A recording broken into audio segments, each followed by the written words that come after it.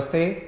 अंतर्राष्ट्रीय वेद विज्ञान केंद्र नैमिषारण को बनाने को लेकर के जो प्रारूप और संकल्पना को लेकर के जो योजना बनी थी धर्मार्थ विभाग उत्तर प्रदेश सरकार की, उसकी 2 दिवसीय कार्यशाला आज प्रारंभ हुई।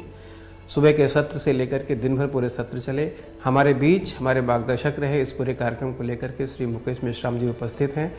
मैं आपसे निवेदन करूंगा कि इस संस्थान को लेकर के हमारी जो भी कार्य योजना बनी है और आगे का क्या हमारा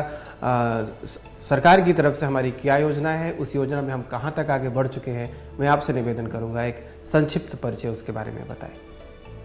उत्तर प्रदेश में नैमिषारण एक ऐसी स्थली है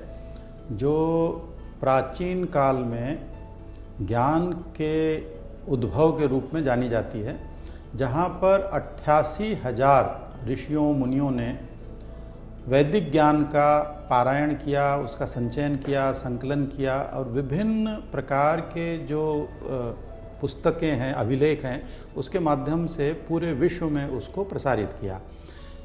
अब चूँकि एक ऐसा काल बीच में आ गया कि वह ज्ञान कहाँ, किस रूप में, कैसे बिखरा, उसको बाद में सहेजा गया और इसमें काफ़ी सारे विद्वान लोगों ने इस ज्ञान का संकलन करके पुनः नए सिरे से आधुनिक युग में उसको प्रस्तुत करने का बीड़ा उठाया है। हमारा ये मानना है कि यह बहुत ही आंशिक तौर पर हुआ है। आज भी बहुत सारी पांडुलिपियाँ, बहुत चाहे वह ताड़पत्र के रूप में, भोजपत्र में, ताम्रपत्र में, काष्ठपत्र में हों, कई रूपों में, विविध रूपों में कई जगह पर पड़ी हुई है, लोगों के पास हैं। कहीं यह विलोपित न हो जाए, यह ज्ञान कहीं समाप्त न हो जाए, इसलिए आवश्यकता है कि उसको हम नए सिरे से न केवल संकलित करें, एक रिपोजिटरी बनाएं उस सब की, साथ ही साथ डिजिटल तौर पे हम बनाएं, फिजिकल तौर पे बनाएं, जैसे भी जिस रूप में हम बना सकते हैं, और पूरे विश्व के लिए वह उपलब्ध हो, पहली चीज़। दूसरी, उपलब्धता के अतिरिक्त इस पूरे ज्ञान की प्रासंगिकता, आज उसकी क्यों आवश्यकता है, क्या महत्ता है, मतलब इम्पोर्टेंस, रिलेवेंस और उसका डिसेमिनेशन हम कैसे करें ताकि ज़्यादा से ज़्यादा लोगों को, और हर क्षेत्र में जो आधुनिक समय में समस्याएं मानव जाति फेस कर रही है, चाहे वह फूड सिक्योरिटी से संबंधित हो, अर्बनाइजेशन से संबंधित हो, हेल्थ से रिलेटेड हो, चाहे उनके व्यवहार से रिलेटेड हो, क्योंकि बहुत सारी ऐसे माने जाता है कि जो लाइफस्टाइल डिजीज़ हैं, नॉन कम्युनिकेबल डिजीज़ेज, उनमें से बहुत सारी डिजीज़ेज जो है हमारे थॉट से ही जनरेट होती है। अगर अच्छी तरीके से उसको नींद आने लगे, अच्छी तरीके से उसका व्यवहार हो, क्रोध, ईर्ष्या, द्वेष, घृणा, अहंकार, लोभ, इन सब से वो मुक्त रहे, तो संभवतः नॉन कम्युनिकेबल डिजीज़ेज जो होती है इनमें से 60% से ज़्यादा बिल्कुल भी गायब हो जाएं। बीपी की प्रॉब्लम, तो किसी को जो हार्ट की प्रॉब्लम्स हैं, ये सारी की सारी दिक्कतें, मेंटल प्रॉब्लम जिसको बहुत समय तक सोसाइटी एक्सेप्ट नहीं करता रहा है, अब धीरे धीरे रियलाइज़ कर रहा है कि यह अपने आप में एक बहुत बड़ा चैलेंज है, खासतौर पे नई पीढ़ी, क्योंकि पुराने समय में तो ये था कि आवश्यकताएं कम थी और साथ ही साथ लोगों के पास में इतना ज्ञान नहीं था, तो चर्चा भी नहीं करता था, तो मन स्थिर करने का या शांत करने के उसके अपने तौर तरीके होते थे। शाम को बैठ करके भजन कर लिए, कीर्तन कर लिए, कहीं मंदिरों में या धार्मिक स्थलों पर जा कर के मत्था टेक लिए और सारी की सारी समस्याओं को जो है ईश्वर को सौंप कर चले आते थे, और फिर ये होता था कि जो होगा वो ईश्वर करेगा हमारे साथ में। लेकिन आज की तारीख में इंटरनेट, पुस्तकें और जैसे जैसे डिग्रियां वो बटोर रहा है, उतना ज़्यादा उसके सामने आपाधापी है, प्रतियोगिता की आपाधापी है, कंपटीशन की आपाधापी है, नौकरी पाने की आपाधापी, जल्दी से जल्दी अमीर बनने की आपाधापी है। तो इस पूरी दौड़ में, इस पूरे चक्कर में वो घनचक्कर बनता चला जा रहा है, और इसके लिए भी हमको सॉल्यूशंस देने पड़ेंगे। साथ ही साथ तो न केवल फिलॉसफी पे, न केवल एग्रीकल्चर पे, न केवल इकोनॉमिक्स के ऊपर, न केवल मैनेजमेंट के ऊपर, न केवल हेल्थ के ऊपर, लेकिन बहुत सारे ऐसे सब्जेक्ट्स हैं जिनको हम वेदों से निकाल करके, या जो हमारा एंशिएंट विजडम है, जो ज्ञान है, उससे निकाल करके सॉल्यूशंस तैयार करके अप्लाइड फॉर्मेट में लोगों को दे सकते हैं। तो इसके लिए एक इंस्टीट्यूट स्थापित किया जाना है। वह एक बड़ा सेंटर हो, रिसर्च का सेंटर हो, नॉलेज का सेंटर हो,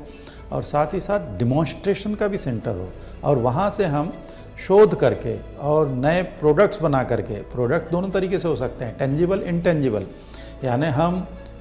इनोवेशन लैब के जरिए कुछ नई ऐसे प्रोडक्ट डिज़ाइन करें जो लोगों की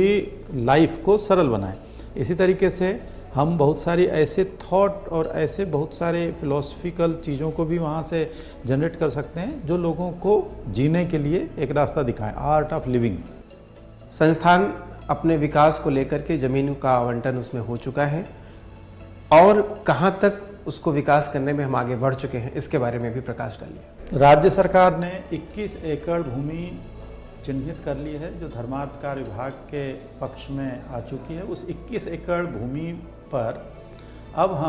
हमारे पास में इस वित्तीय वर्ष में बजट भी आवंटित हो चुका है। अब किस तरीके की बिल्डिंग हम बनाएं, उसके पहले हमने यह आवश्यक समझा कि कौन कौन से कोर्सेज, कौन कौन से विषय पढ़ाए जाएं, उनका सिलेबस क्या हो, किस तरीके से पढ़ाए जाएं, वहाँ पे क्या मैन पावर होगी फैकल्टी की, कितने रिसर्चर वहाँ रहें, कितने लोग रहें काम करने वाले। तो इसके ऊपर हम लोग ये 2 दिनों में चर्चा करेंगे और उसको आधार बनाते हुए फिर बिल्डिंग की संरचना तय करेंगे।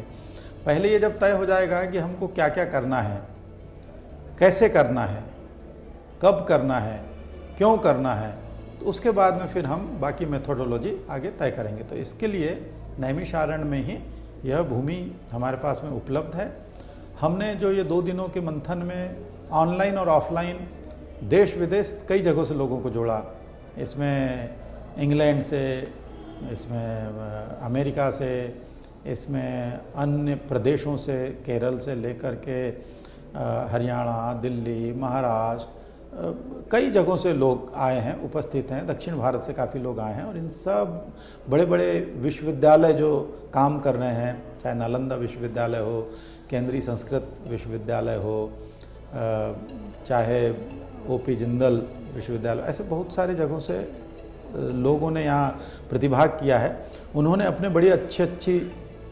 विचार व्यक्त किए हैं, बहुत अच्छी सलाहें दी हैं, सुझाव दिए हैं। उसको आधार बनाते हुए हम आगे बढ़ेंगे और फिर निकट भविष्य में एक और 3 माह बाद एक बड़ा सेमिनार हम आयोजित करेंगे, जिसको हम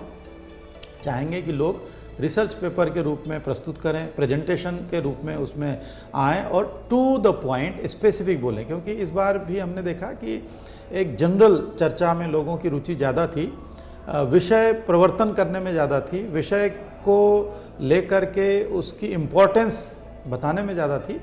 बजाय कि अब क्या करें, है ना। तो अब हम चाहेंगे कि